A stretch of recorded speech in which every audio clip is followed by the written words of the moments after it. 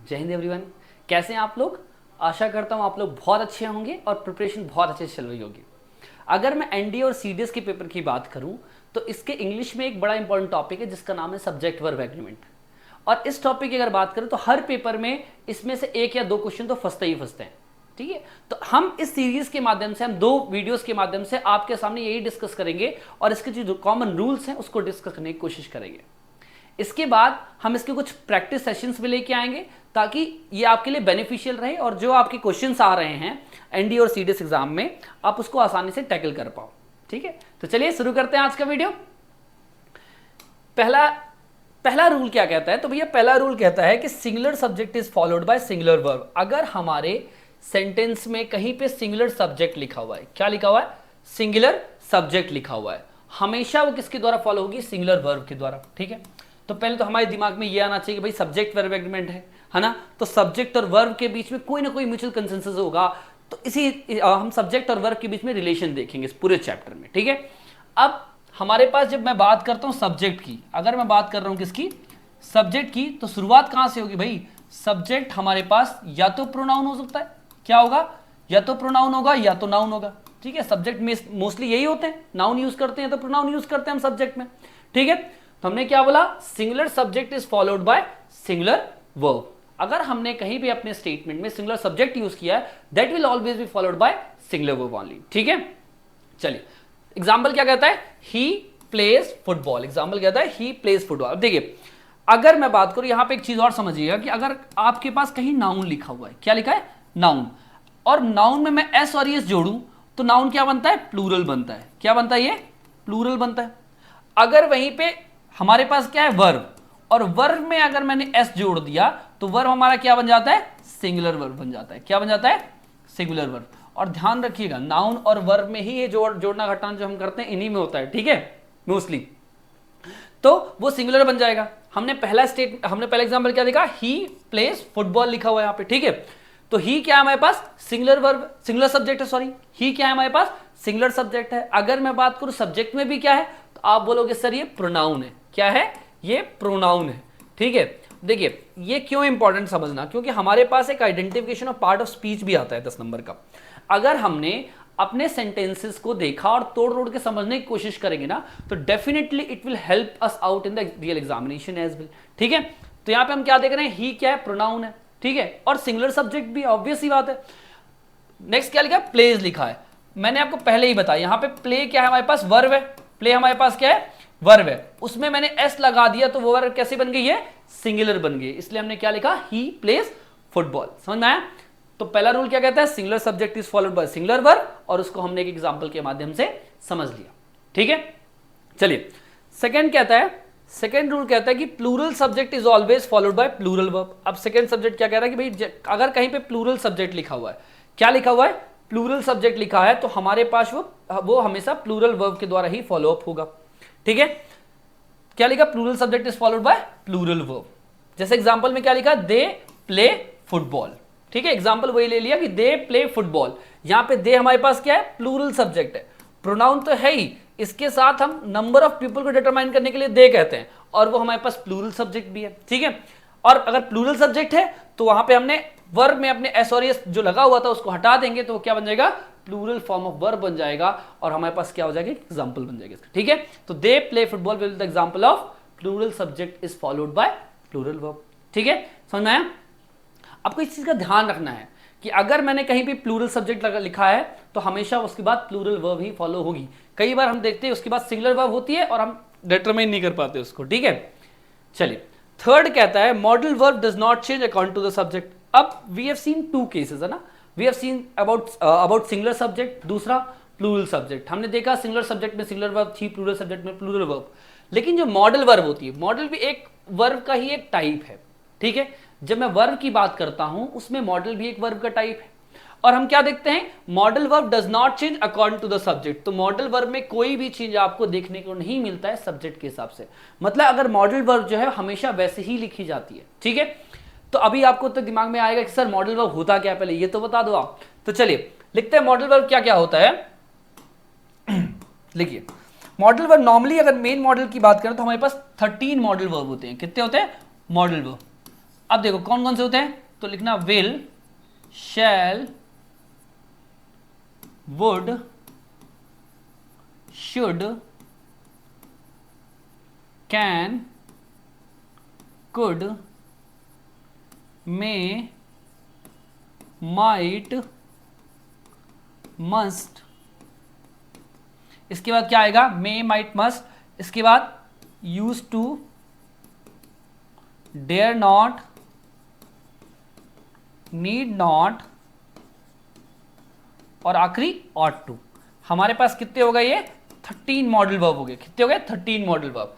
ठीक है, ये जो मॉडल वर्ब्स होती हैं ये सब्जेक्ट के हिसाब से चेंज नहीं होती, मॉडल वर्ब हमेशा उसी फॉर्म में लिखी जाती है। ठीक है, और आप देखेंगे कि मॉडल वर्ब के बाद अगर हमें एक वर्ब लिखना है तो वर्ब हमेशा फर्स्ट फॉर्म ऑफ वर्ब हम लिखेंगे। अगर कहीं मॉडल लिखा, मॉडल के बाद वर्ब लिखनी है तो फर्स्ट फॉर्म ऑफ वर्ब हम वहां पे यूज करते हैं। ठीक है, चलिए अब जैसे कि पहला एग्जांपल क्या आता है, ही कैन वर्क हार्ड। क्या लिखा है यहाँ पे, ही कैन वर्क हार्ड। शायद यहाँ पे कुछ गड़बड़ी टाइप कर दी है भैया ने। चलिए पहला एग्जांपल कहता है ही कैन वर्क हार्ड। ठीक है, तो ही क्या है, ही हमारा सिंगुलर सब्जेक्ट है। क्या है, ही हमारा सिंगुलर सब्जेक्ट है। ठीक है, ही कैन और कैन हमारा मॉडल है। ठीक है, सिंगुलर सब्जेक्ट में भी हमने क्या यूज किया है, मॉडल कैन ही यूज किया है। ठीक है, दूसरे एग्जांपल हमने लिखा दे कैन वर्क हार्ड। ठीक है, यहां पे भी हमने क्या यूज किया है, कैन ही यूज किया है। मतलब हमारा जो मॉडल वर्ब है हमेशा उसी फॉर्म में लिखा जाएगा, no matter what are subject is. Subject might be singular और प्लूरल, लेकिन जो हमारा मॉडल होगा it will always be in the same form. ठीक है, जो उसका बेस फॉर्म होता है उसी में हमेशा लिखा जाता है मॉडल। ठीक है, समझ में आया आपको। चलिए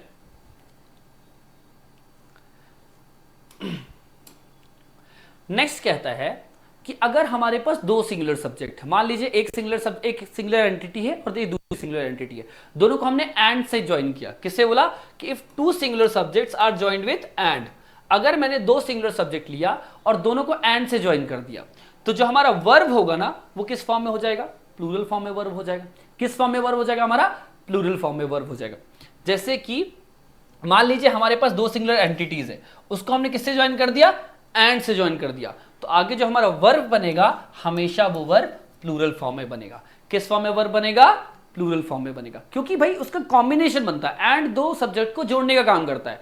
तो ऑब्वियस सी बात है 1 + 1 2 होगा और 2 हमेशा प्लूरल होता है ना, इसलिए वहां पे क्या होता है, plural form of verb use करेंगे। ठीक है, जैसे कि Ram and Shyam are playing cricket, तो हमने देखा हमारे पास राम सिंगुलर नाउन है।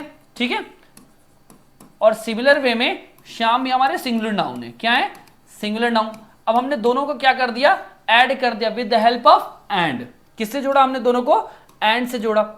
मैंने क्या बोला, हमारे पास दो सिंगुलर नाउन थे राम एंड श्याम, हमने दोनों को एंड से जोड़ा। किससे जोड़ दिया, एंड से, तो दोनों कॉम्बिनेशन हो गया। ठीक है, तो इसलिए हमने यहां पे क्या यूज किया है, आर। आर क्या है, plural form of verb use किया है। क्या यूज किया है, प्लूरल वर्ब को यहां पे यूज किया। समझ में आया। चलिए जो अपन बात कर रहे थे इसको तोड़ने की शुरू करते हैं। राम क्या है, प्रॉपर नाउन। अगर नाउन में भी बात करें, पहली बात तो ये नाउन है, नाउन में भी क्या है, तो प्रॉपर नाउन है भाई। क्या है, प्रॉपर नाउन। ठीक है, सिमिलर वे में श्याम भी हमारे पास क्या है, प्रॉपर नाउन। क्या है, प्रॉपर नाउन। ठीक है, अब दोनों को जोड़ा तो नेक्स्ट क्या होगा, हमारे पास आर प्लेइंग क्रिकेट लिखा हुआ है यहाँ पे। क्या, आर प्लेइंग क्रिकेट। तो आर क्या है भाई, आर और प्लेइंग। अब अगर आप कहोगे आर सिर्फ वर्ब है तो फिर तो आप गलत हो, क्योंकि अगर आर वर्ब है, प्लेइंग वर्ब है। ठीक है, तो कैसे होगा, तो इसीलिए हमने आर को बोल दिया, आर हमारा हेल्पिंग वर्ब है। क्या है, हेल्पिंग वर्ब। वहीं पे प्लेइंग हमारा क्या है, मेन वर्ब है, और क्रिकेट फिर हमारा क्या हो जाएगा, नाउन हो जाएगा। ठीक है, तो इस तरीके से हम तोड़ तोड़ के इनको पढ़ेंगे ताकि हमारे पास एक चैप्टर से हम दो चीजों को सीख पाए। ठीक है, identification of part of speech भी हो जाए और नाउन प्रोनाउन को भी हम सीख पाए इसमें। ठीक है, समझ में आया आपको।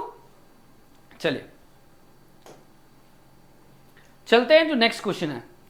नेक्स्ट जो रूल कहता है वो क्या कहता है, देखिए हमने अभी क्या पढ़ा था कि एक दो सिंगुलर सब्जेक्ट थे, दोनों को एंड से ज्वाइन किया हुआ था। ठीक है, तो हमारे पास नाउन क्या हुआ था, प्लूरल हो गया था। लेकिन ये जो नेक्स्ट रूल कहता है वो ये कहता है कि अगर हमने दो सिंगुलर सब्जेक्ट को ज्वाइन किया एंड से, पहले आप ये समझिएगा, हमने दो सिंगुलर सब्जेक्ट को एंड से ज्वाइन कर दिया, इसके बाद कोई आर्टिकल पहले सब्जेक्ट के सामने लगा दिया। समझिए, अगर हमारे पास दो सिंगुलर सब्जेक्ट थे, दोनों को पहले एंड से ज्वाइन कर दिया और पहले सब्जेक्ट के सामने हमने कोई आर्टिकल लगा दिया, तो क्या समझा जाएगा कि दोनों एक ही है। क्या समझेंगे कि दोनों एक ही है और वर्ब विल बी सिंगुलर। इस केस में हमको वर्ब सिंगुलर लगानी होगी। कैसे समझते हैं? हमने पहले तो आप रूल समझिए। रूल क्या कह रहा है कि अगर हमारे पास दो सिंगुलर सब्जेक्ट थे, हमने दोनों सिंगुलर सब्जेक्ट ले लिए, दोनों को एंड से ज्वाइन कर दिया और हमने आर्टिकल यूज किया किसके सामने? पहले वाले सब्जेक्ट के सामने, तो हम क्या समझेंगे कि हम एक ही पर्सन की बात कर रहे हैं और इस केस में हमारे पास वर्ब जो है वो सिंगुलर हो जाएगा। क्या हो जाएगा? वर्ब सिंगुलर हो जाएगा। ठीक है, जैसे कि the principal and teacher of this class is coming. अब देखो समझो, द प्रिंसिपल मैंने क्या बोला? पहले हमारे पास प्रिंसिपल है और टीचर, हमारे पास दो सिंगुलर सब्जेक्ट हो गए, हमने दोनों को एंड से भी ज्वाइन कर दिया। क्या कर दिया? एंड से ज्वाइन कर दिया और आर्टिकल किसके साथ पहले लगा है? सिर्फ पहले वाले सब्जेक्ट के सामने हमारा आर्टिकल लगा है। तो क्या समझेंगे कि प्रिंसिपल और टीचर, जो टीचर है वो प्रिंसिपल भी है स्कूल के। ठीक है, मतलब वो सिंगल एंटिटी है और इसलिए यहां पे जो वर्ब यूज हुआ है वो सिंगुलर वर्ब यूज हुआ है। क्या यूज हुआ है? सिंगुलर वर्ब यूज हुआ है। इज कमिंग हम यहां पे लगाएंगे। समझ में आया? हमने क्या बोला कि अगर दो सिंगुलर सब्जेक्ट हैं, दोनों को हमने एंड से ज्वाइन किया हुआ है और पहले वाले के सामने आर्टिकल लगा हुआ है। किसके सामने आर्टिकल लगा हुआ है? पहले वाले के सामने। तो हम क्या कंसीडर करेंगे कि दोनों जो एंटिटी है, जो दोनों सिंगुलर नाउन है, वो एक ही व्यक्ति को डिटरमाइन कर रहे हैं, एक ही व्यक्ति को डिनोट कर रहे हैं और इसलिए जो वर्ब यूज करेंगे वहां पे कौन सा यूज करेंगे? Singular form of verb use करेंगे। ठीक है, समझ में आ गया आपको? चलिए अब एक और रूल, सेम थोड़ा कंफ्यूजिंग सा रूल है, सिंप्लीफाई करने की कोशिश करेंगे। क्या बोलता है? अब दो सिंगुलर नाउन हमने बोले, दो सिंगुलर नाउन हमारे पास है, हमने उनको एंड से ज्वाइन किया हुआ है। इसके पहले वाले रूल में हमने सिर्फ पहले वाले के आगे आर्टिकल लगाया था। अब हम क्या कर रहे हैं? दोनों के आगे आर्टिकल लगा देते हैं। क्या करते हैं? दोनों के आगे आर्टिकल लगा देते हैं। तो हम क्या मानेंगे कि भाई ये दोनों डिफरेंट एंटिटीज हैं और इसलिए इसके आगे जो हम वर्ब यूज करेंगे वो क्या यूज करेंगे? प्लूरल यूज करेंगे। ठीक है, क्या लिखा है कि अगर both singular subjects have their separate article. मैंने क्या बोला? अगर दोनों सिंगुलर सब्जेक्ट के बाद उनके पास सेपरेट आर्टिकल हैं तो यहां पे जो वर्ब यूज किया जाएगा वो क्या होगा? प्लूरल वर्ब यूज होगा। क्या यूज होगा? प्लूरल वर्ब यूज होगा। कैसे? जैसे मान लीजिए अगर सिंगुलर सब्जेक्ट पहले था, ठीक है, और दूसरा भी सिंगुलर सब्जेक्ट था, ठीक है, और दोनों के पास अपने अपने सेपरेट आर्टिकल है, तो इस केस में हम ये मानते हैं कि ये दो डिफरेंट एंटिटीज की बात कर रहा है। किसकी बात कर रहा है? दो डिफरेंट एंटिटीज की बात कर रहा है और इस केस में जो वर्ब होगा हमारे पास वो plural form of verb use किया जाएगा। क्या यूज किया जाएगा? प्लूरल फॉर्म ऑफ वर्ब को यहां पे यूज किया जाएगा। ठीक है, समझ में आया कैसे यूज होगा? चलिए, जैसे कि क्या बोल रहा है? The principal and the teacher of this school, मतलब एक तो प्रिंसिपल है और दूसरे टीचर भी हैं। अब यहां पे दो डिफरेंट एंटिटीज आ रहे हैं। क्या आ रही है? दो डिफरेंट एंटिटीज आ रही है, इसलिए हमने यहां पे क्या लगा दिया? आर लगा दिया, जो कि एक प्लूरल फॉर्म ऑफ वर्ब है। क्या है? Plural form of helping verb है। समझ में आया? तो अभी तक हमने कौन कौन से रूल पढ़े? सबसे पहले हमने पढ़ा कि भाई वर्ब अगर सिंगुलर सब्जेक्ट है तो सिंगुलर वर्ब के द्वारा फॉलो होगी। ठीक है, दूसरा रूल में हमने क्या पढ़ा कि अगर कहीं पे प्लूरल सब्जेक्ट लिखा हुआ है, क्या लिखा हुआ है? प्लूरल सब्जेक्ट लिखा हुआ है, तो जो वर्ब आएगी वो प्लूरल फॉर्म में वर्ब आ जाएगी। ठीक है, तीसरा रूल हमने पढ़ा कि अगर कहीं हम मॉडल वर्ब यूज किया है, क्या यूज किया है? मॉडल वर्ब यूज किया है, तो वो डिपेंड नहीं होगी सब्जेक्ट पे। इस केस में क्या होगी? मॉडल वर्ब हमेशा सेम ही होगी, सब्जेक्ट सिंगुलर हो या प्लूरल हो उससे कोई फर्क नहीं पड़ता, मॉडल वर्ब हमेशा सेम होगी जो कि बेस फॉर्म में यूज की जाएगी। ठीक है, फिर चौथा रूल पढ़ा हमने पढ़ा कि अगर हमने दो सिंगुलर एंटिटीज को लिया, उसको एंड से ज्वाइन किया। किससे ज्वाइन किया? एंड से ज्वाइन किया, तो क्या मानेंगे कि वो कॉम्बिनेशन ऑफ एंटिटीज है, दो डिफरेंट एंटिटीज को ज्वाइन किया है हमने और इसलिए वहां पे वर्ब हम क्या यूज करेंगे? प्लूरल यूज करेंगे। ठीक है, चौथे रूल में हमने ये पढ़ा था। अब पांचवा एक रूल आया, उस रूल ने कहा कि अगर हमारे पास दो डिफरेंट सिंगुलर एंटिटीज हैं और दोनों को हमने एंड से ज्वाइन किया हुआ है, लेकिन आर्टिकल सिर्फ पहले के आगे लगा हुआ है। किसके आगे लगा हुआ है? आर्टिकल पहले के आगे लगा हुआ है, तो इस केस में हम कंसीडर करेंगे कि वो सेम पर्सन को डिनोट कर रहा है, ये सिंगुलर एंटिटी को डिनोट कर रहा है और इसके आगे यूज होने वाला जो वर्ब है वो सिंगुलर फॉर्म में यूज होगा। ठीक है, और जो लास्ट रूल हमने, ये जैसे नेक्स्ट रूल जो हमने पढ़ा वो क्या पढ़ा कि अगर हमारे पास सेम दो सिंगुलर एंटिटीज थी, अब दोनों के पास अपने अपने आर्टिकल्स है, तो क्या मानेंगे कि दोनों डिफरेंट पर्सनैलिटीज है। Will consider that both are different personalities and then the article use will be in the plural form. किस फॉर्म में आर्टिकल यूज होगा? यहां पे प्लूरल फॉर्म में आर्टिकल यूज होगा। समझ में आया? एक क्विक रिवीजन हमने किया यहाँ पे, ठीक है। चलिए नेक्स्ट हमारे पास क्या आता है कि सेवेंथ रूल कहते हैं कुछ नाउन्स को हम पेयर्स में यूज करते हैं। किसमें यूज करते हैं? कुछ नाउन ऐसे होते हैं जिनको हम पेयर्स में यूज करते हैं, ठीक है। और ऐसे नाउन के साथ हमेशा हम क्या करते हैं, with these noun singular verb is use. यहां पे हमें क्या यूज करते हैं? सिंगुलर वर्ब का यूज करते हैं। जैसे कुछ वो नाउन कैसे, जैसे स्लो एंड स्टडी हो गया, ब्रेड एंड बटर हो गया, हॉर्स एंड चैरिट हो गया, पार्ट एंड पार्शल हो गया, ठीक है। तो अगर मैं बात करूं, ये कुछ ऐसी चीज हैं जिनको हम मतलब कंपाउंड की तरह यूज करते हैं, इकट्ठा यूज करते हैं, और इसको सिंगुलर मान के हम यहाँ पे सिंगुलर वर्ब यूज करते हैं। इसलिए हम हमेशा पढ़ते हैं ना slow and study wins the race, है ना, इसीलिए पढ़ते हैं क्योंकि वहां पे सिंगुलर वर्ब यूज होता है, ठीक है। समझ में आया? चलिए अब जो नेक्स्ट रूल कहता है वो क्या कहता है, देखिए ईच एवरी, ये बड़ा हमारे पास ईच एवरी के भी हम आगे 2-3 रूल देखेंगे, है ना, बड़ा इंपॉर्टेंट टॉपिक है ये। तो क्या कहता है रूल कि each and every come once, twice और multiple times take singular verb. अगर मैं बात करूं, अगर मैंने कहीं अपने सेंटेंस में ईच या एवरी में से किसी एक का यूज किया है, अगर मैं एक बार करूं या 2 बार आ रहा हूं या बार बार वही सेंटेंस आ रहा हो, ईच बार बार लग के आ रहा हो, उसका फर्क नहीं पड़ेगा। हमेशा जो यहां पे वर्ब यूज होगी वो किस फॉर्म में यूज होगी? सिंगुलर फॉर्म में यूज होगी। किस फॉर्म में यूज होगी? सिंगुलर फॉर्म में यहां पे वर्ब यूज होगी, ठीक है। जैसे कि अगर मैं देखूं कि each man and each woman, यहां पे लिखा क्या है? Each man and each woman is a white uniform. मैंने जैसे आपको पहले क्या बताया कि अगर ईच का यूज है कहीं पे, क्या बोला? ईच का यूज है, तो वो क्या होगा? वर्ब यहां पे singular form of verb use किया जाएगा। क्या यूज किया जाएगा? सिंगुलर फॉर्म ऑफ वर्ब का यूज होगा यहां पे, ठीक है। समझ में आया कैसे? एक और एग्जांपल है, each man, each women and each child is enjoying the, जो भी एंजॉयिंग द बेस्ट लिख दिया है, एंजॉयिंग द फेस्ट है यहां पे, ठीक है। तो मान लिया मैं क्या बोला कि अगर हमारे सेंटेंस में ईच का यूज किया गया है या एवरी का यूज किया गया, आप समझेंगे इसके बाद जो वर्ब यूज होगी हमेशा singular form of verb use होगी। कौन सा यूज होगा? Singular form of verb use होगा, ठीक है। चलिए जो नेक्स्ट आता है वो फिर वही रूल है ईच एवरी वाला। हमने क्या देखा? Each every either neither is. अगर मैंने इन सभी को एज अ सब्जेक्ट यूज किया है, क्या यूज किया है? एज अ सब्जेक्ट यूज किया है, तो इसके बाद यूज होने वाले वर्ब सिंगुलर वर्ब होगी। क्या यूज होगी? सिंगुलर वर्ब यूज होगी। सेम रूल है, ठीक है। क्या बोलता है कि ईच का यूज करो, एवरी करो, आइदर करो या नाइदर करो, इसके बाद जो वर्ब यूज होगा हमेशा उसका फॉर्म सिंगुलर ही होगा। कौन सा वर्ब यूज होगा? सिंगुलर फॉर्म ऑफ वर्ब को हम वहां पे यूज करेंगे, ठीक है। जैसे कि क्या लिखा है? लिखा हुआ है each student has attended the class. हमने यहां पे क्या लिखा है? Each student has attended the class. अब समझो यहां पे हमने किसका यूज किया? ईच का यूज किया हुआ है। किसका यूज किया है? ईच का यूज किया है। यहां पे ईच स्टूडेंट का यूज किया है, इसलिए हमने singular form of verb use किया है जो कि क्या है? हैज है। क्या है? हैज है, ठीक है। अगर हम कोशिश करें कि भाई यहां पे हैज कौन सा है, तो आप बोलोगे सर हैज हमारे पास हेल्पिंग वर्ब है, और हैज के बाद हम वर्ब का थर्ड फॉर्म आया है जो कि मेन वर्ब के रूप में है यहां पे, ठीक है। तो आपको यह भी समझना चाहिए कि भाई क्या हेल्पिंग वर्ब है और क्या मेन वर्ब है, ठीक है। चलिए अगर मैं आगे बोलूं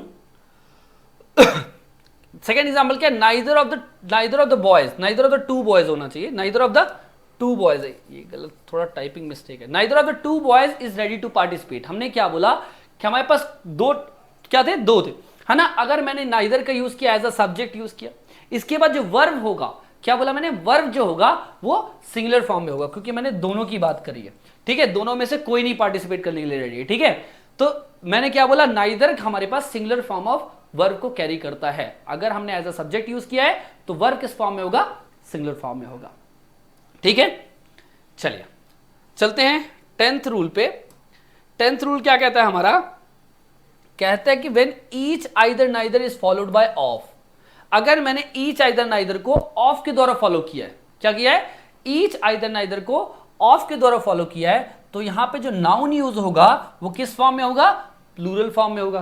किस फॉर्म में नाउन यूज होगा? यहां पे प्लूरल फॉर्म में होगा। लेकिन जैसे कि हमने पहले देखा, वर्ब हमेशा सिंगुलर फॉर्म में होगा। वर्ब किस फॉर्म में होगा? सिंगुलर फॉर्म में होगा, ठीक है। जैसे कि ईच ऑफ देम, मैंने क्या बोला? ईच लिखा, इसको मैंने फॉलो किसके किया? ऑफ के द्वारा फॉलो किया। तो हमारे पास जो नाउन है या प्रोनाउन है वो किस फॉर्म में होगा? प्लूरल फॉर्म में होगा। किस फॉर्म में होगा? प्लूरल फॉर्म में। लेकिन जो वर्ब है वो किस फॉर्म में होगी? सिंगुलर फॉर्म में, ठीक है। इसलिए क्या लिखा, each of them was present last night, उसमें उनमें से हर एक व्यक्ति वहां पे प्रेजेंट था। ठीक है, तो हमने क्यों यहां पे वॉज लिखा, समझ गए ना, क्योंकि अगर मैं ईच की बात कर रहा हूं तो हर एक सिंगुलर एंटिटीज की बात कर रहा हूं, इसलिए वहां पे मैंने सिंगुलर फॉर्म ऑफ वर्ब को यूज किया है। ठीक है, चलिए एक और example, neither of the two boys is ready to do this job. क्या लिखा है, neither of the two boys is ready to do this job. हमको देखना है, कई बार क्या करता है ना, यहां पे या तो देखो, यहां पे हमने दो चीज देखी है। क्या देखी हमने दो चीज में, कि हमारे पास जो दोनों पहले बात तो हमने क्या देखी कि भाई यहां पे जो नाउन यूज होगा ना वो किस फॉर्म में यूज होगा, ऑफ के बाद जो नाउन या प्रोनाउन यूज होगा वो प्लूरल फॉर्म में यूज होगा। किस फॉर्म में यूज होगा, प्लूरल फॉर्म में। और दूसरा हमने क्या देखा, इसके बाद जो वर्ब यूज होगा, क्या यूज होगा, वर्ब, वो सिंगुलर फॉर्म में होगा। वर्ब किस फॉर्म में होगा, सिंगुलर फॉर्म में होगा। ठीक है, समझ में आया आपको। चलिए नेक्स्ट कहता है, अब देखो कलेक्टिव नाउन, कलेक्टिव नाउन क्या होता है, कॉम्बिनेशन ऑफ, अगर मैंने कुछ ऐसे वर्ड्स होते हैं जो कलेक्शन को शो करते हैं, जैसे सॉर्म ऑफ इंसेक्ट्स हो गया, ठीक है, जैसे जूरी हो गया, ठीक है, तो ये सब चीजें क्या है, कलेक्शन को शो करती है। और अगर किसी सेंटेंस में हमको ऐसा समझ में आ रहा है कि हमारा कलेक्टिव नाउन जो है यूनाइटेड है, मतलब यूनिफाइड केस है, उस केस में हम वर्ब जो यूज करेंगे वो क्या यूज करेंगे, यूनिफाइड वाले केस में वर्ब को सिंगुलर यूज करेंगे। क्या यूज करेंगे, singular form of verb use करेंगे। जैसे अगर कलेक्टिव नाउन हमारा यूनिफाइड है तो singular form of verb use किया जाएगा, बस ये सिंपल सा रूल है। ठीक है, जैसे कि the jury has taken it's decision, क्यों बोला हमने, क्योंकि हमने देखा कि यहाँ पे ज्यूरी जो है, ज्यूरी क्या करती है भैया, मिल के डिसीजन लेती है, unified form of decision, unified form में डिसीजन लेती ना, that's why we have used singular form of verb over here. ठीक है, चलिए अब जो नेक्स्ट रूल है वो क्या कहता है, तो कहता है कि हमने पहले क्या पढ़ा, कलेक्टिव नाउन यूनाइटेड था, इस केस में हमने कलेक्टिव नाउन को डिवाइड कर दिया, अलग अलग कर दिया। अगर हमारा कलेक्टिव नाउन जो था वो डिवाइड हो गया, अलग अलग हो गया, तो इस केस में फिर हम वर्ब को किस तरह यूज करेंगे, plural form of verb use करेंगे। किस तरीके का वर्ब यूज करेंगे, plural form of verb use करेंगे। जैसे कि क्या हो सकता है कि the jury have given its individual, the jury have given their individual decision, मतलब ज्यूरी में जो हर एक व्यक्ति था उन्होंने अलग अलग डिसीजन दिया है, that's why we have used plural form of verb. यहां पे हैज की जगह पे हमने क्या यूज किया है, हैव का यूज किया है। ठीक है, समझ में आया क्यों हमने हैव का यूज किया यहां पे। ठीक है, चलिए नेक्स्ट आता है, verb comes after relative pronoun depends upon the noun and pronoun comes before it. देखो क्या बोलता है, रूल कहता है कि अगर हमने कहीं भी किसी भी अपने सेंटेंस में रिलेटिव प्रोनाउन का यूज किया, किसका यूज किया है, रिलेटिव प्रोनाउन का। रिलेटिव प्रोनाउन होते क्या, पहले तो आप ये लिख लो कि होते who, whose, whom, which, that, who, whose, whom, which और that, ये जो वर्ड्स होते हैं नॉर्मली ये रिलेटिव प्रोनाउन के वर्ड्स होते हैं। क्या होते हैं, रिलेटिव प्रोनाउन के वर्ड्स होते हैं। ये दिखाई नहीं दे रहा क्या ये कलर आपको। चलिए अगर मैंने क्या किया, रिलेटिव प्रोनाउन के जो वर्ड्स हैं इसके रूल क्या कह रहा है कि अगर रिलेटिव प्रोनाउन के, रूल कहता है रिलेटिव प्रोनाउन के बाद में आने वाला वर्ब, इसके बाद में आने वाला ये जो वर्ब है वो डिपेंड करेगा इसके पहले आने वाले नाउन या प्रोनाउन पे। इसके पहले जो नाउन या प्रोनाउन आ रहा है उस पे डिपेंड करेगा। ठीक है, मतलब इसके पहले आने वाले सब्जेक्ट पे डिपेंड करेगा, या सिंपल फॉर्म इसको क्या ले सकते हो आप, इसके पहले आने वाले सब्जेक्ट पे डिपेंड करेगा। ठीक है, अगर मैं सिंप्लीफाइड वे में बोलूं तो क्या बोलूंगा कि अगर हमने किसी सेंटेंस में हमारे रिलेटिव प्रोनाउन का यूज हुआ है, क्या यूज हुआ है, रिलेटिव प्रोनाउन का यूज हुआ है। ठीक है, तो उसके बाद जस्ट बाद में आने वाला वर्ब, मैंने क्या बोला, रिलेटिव प्रोनाउन के जस्ट बाद में आने वाला वर्ब किस पे डिपेंड करेगा, रिलेटिव प्रोनाउन के जस्ट पहले आने वाले सब्जेक्ट पे डिपेंड करेगा। किस पे डिपेंड करेगा, रिलेटिव प्रोनाउन के जस्ट पहले आने वाले सब्जेक्ट पे डिपेंड करेगा। समझ में आया कैसे, जैसे कि अगर मैंने क्या बोला, one of them who are going, देखिए यहां पे हम बात वन की कर रहे थे, लेकिन आप देखिए कि यहां पे अगर मैं सब्जेक्ट, ये जो वर्ब है रिलेटिव प्रोनाउन के बाद में जो वर्ब आया वो डिपेंड किसके हिसाब से आया, तो इसके पहले आने वाले किस पे आया, इसके पहले आने वाले सब्जेक्ट या नाउन या प्रोनाउन पे आया, जो कि यहां पे आप देखोगे तो क्या है, देम है, और देम एक प्लूरल फॉर्म है। क्या है, प्लूरल फॉर्म है, और इसीलिए हमने वर्ब यहां पे प्लूरल यूज किया है। कौन सा वर्ब यूज किया है, प्लूरल वर्ब यूज किया है। समझ में आया, नॉर्मल सा रूल है, कहता है कि रिलेटिव प्रोनाउन को जो बाद में आया है वर्ब किस पे डिपेंड करेगा, रिलेटिव प्रोनाउन के पहले आने वाले नाउन या प्रोनाउन पे डिपेंड करेगा। क्लियर है, समझ में आया आपको। चलिए अब नेक्स्ट जो रूल कहता है क्या कहता है कि अ नंबर ऑफ, अब हमारे पास दो चीजें होती है, एक हम स्टेटमेंट में देखें कई बार क्या लिखा होता है, अ नंबर ऑफ से हमारा सेंटेंस स्टार्ट होता है, क्या किससे स्टार्ट हो रहा होता है, अ नंबर ऑफ से सेंटेंस स्टार्ट होता है। तो अगर कहीं पे भी अ नंबर ऑफ से सेंटेंस स्टार्ट हुआ है तो उसके बाद अ नंबर ऑफ से सेंटेंस होने अगर शुरू हुआ है तो उसके बाद हमें सब प्लूरल नाउन यूज करना है। नाउन किस फॉर्म में, प्लूरल फॉर्म में यूज करना है, और वर्ब जो यूज करोगे आप सिंगुलर फॉर्म में यूज करोगे। वर्ब किस फॉर्म में यूज करोगे आप, सिंगुलर फॉर्म में। अगर मैं रिपीट करूं तो क्या बोलूंगा कि अगर कहीं पे भी अ नंबर ऑफ से आप शुरुआत कर रहे हो, किससे शुरुआत कर रहे हो, अ नंबर ऑफ से, तो plural form of noun use करोगे। क्या यूज करोगे, नाउन प्लूरल यूज करोगे, और प्लूरल फॉर्म ऑफ वर्ब भी यहां पे यूज करोगे। ठीक है, समझ में आया, नॉर्मल सा रूल ये कहता है। ठीक है, जैसे कि एग्जाम्पल क्या है, a number of pens are kept in the box. क्या बोला मैंने, अ नंबर ऑफ पेन्स, मैंने स्टार्ट कहां से किया, अ नंबर ऑफ से। ठीक है, तो जो नाउन यूज करेंगे वो किस फॉर्म में होगा, प्लूरल फॉर्म ऑफ नाउन यहां पे हमने यूज किया, और वर्ब भी जो आ रहा है वो भी हमारा प्लूरल फॉर्म ऑफ वर्ब भी होगा। समझ में आया आपको। वहीं जो नेक्स्ट रूल है इसका, उसमें थोड़ा सा डिफरेंट है ना, और हम यहां कंफ्यूज हो जाते हैं। तो ध्यान रखना, अगर कोई सेंटेंस हमारा द नंबर ऑफ से शुरू हो रहा है, क्या बोला मैंने, अगर कोई सेंटेंस हमारा द नंबर ऑफ से शुरू हो रहा है तो इस केस में सिमिलरली नाउन तो प्लूरल होगा, लेकिन यहां पे वर्ब हमारा सिंगुलर हो जाएगा। क्या हो जाएगा यहां पे, verb singular form of verb हो जाएगा। ठीक है, कैसे, एक बार और रिपीट कर देता हूं।